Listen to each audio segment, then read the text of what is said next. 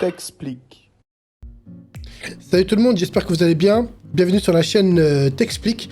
Là on t'explique au plus simple comment réparer un smartphone ou une tablette ou un PC, pourquoi pas. Du coup là aujourd'hui on se retrouve pour une nouvelle vidéo pour le remplacement d'un écran d'un iPhone 10. Alors tout d'abord il faudra prendre le tournevis Pentalobe pour dévisser les deux vis du bas.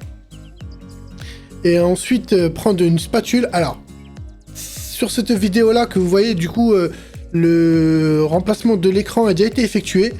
Normalement, tout autour de l'écran, il y a un petit filet de colle noir.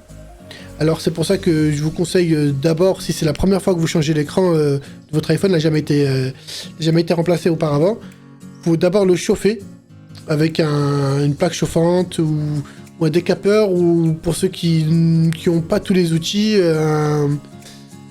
un sèche-cheveux.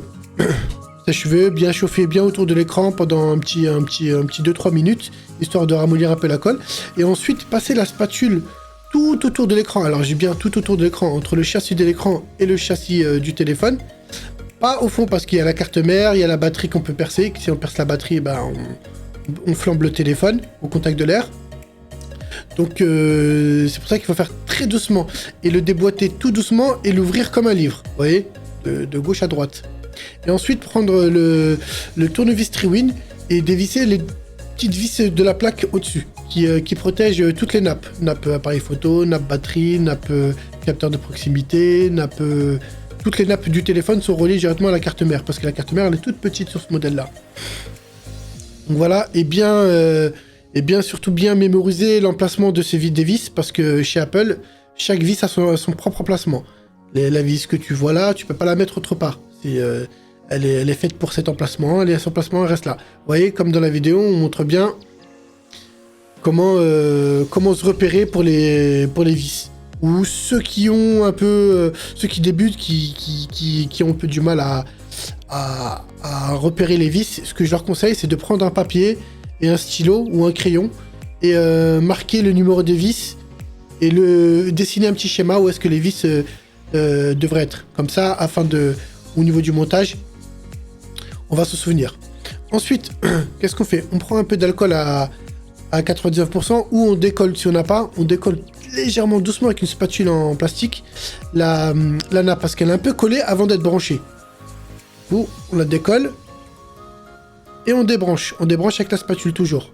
Après ensuite, on prend l'écran, l'ancien écran, on le met à plat. On va récupérer quoi? On va récupérer l'écouteur interne qui sert de l'écouteur et le haut-parleur inférieur. Il y a le capteur de proximité et le capteur de luminosité qu'il faut prendre, mais très soigneusement, c'est un peu collé. Il faut le prendre tout doucement et avec le petit châssis en plastique qui permet de... Généralement ils sont collés, mais faut bien l'enlever tous ensemble en fait. Parce qu'en fait le petit châssis en plastique il sert à bien placer la caméra FaceTime. Vous voyez les deux caméras, deux objectifs qui a à l'avant.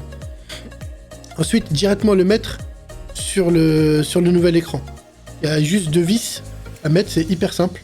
Il y a vraiment, c'est vraiment pas méchant du tout, hein. Vraiment. C'est dans ce téléphone-là, franchement, sur la réparation de ce téléphone-là, en 5 minutes, ça peut être fait.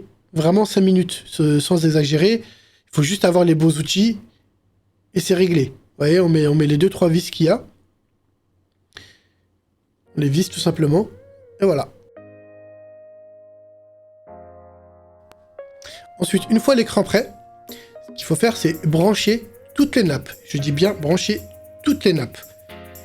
L'écran, le tactile et les capteurs. Les capteurs, vous voyez, c'est ce que vous avez vissé directement à l'écran.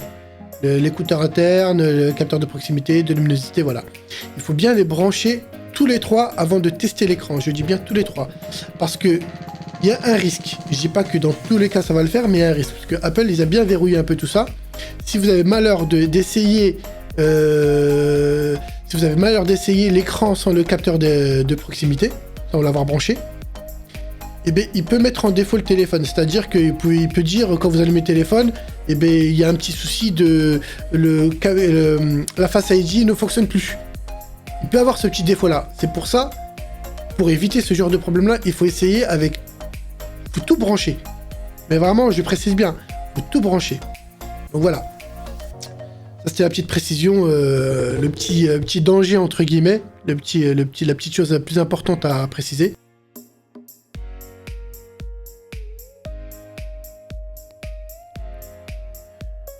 Une fois allumé, on teste la luminosité, le tactile, bien le tactile, vraiment bien tout tester, vraiment bien tout tester. Toutes les touches, vraiment toucher partout pour voir s'il n'y a pas de défaut, s'il n'y a pas de blocage, s'il n'y a rien du tout. Tester de haut en bas. Une fois que c'est OK, le téléphone est prêt à être monté.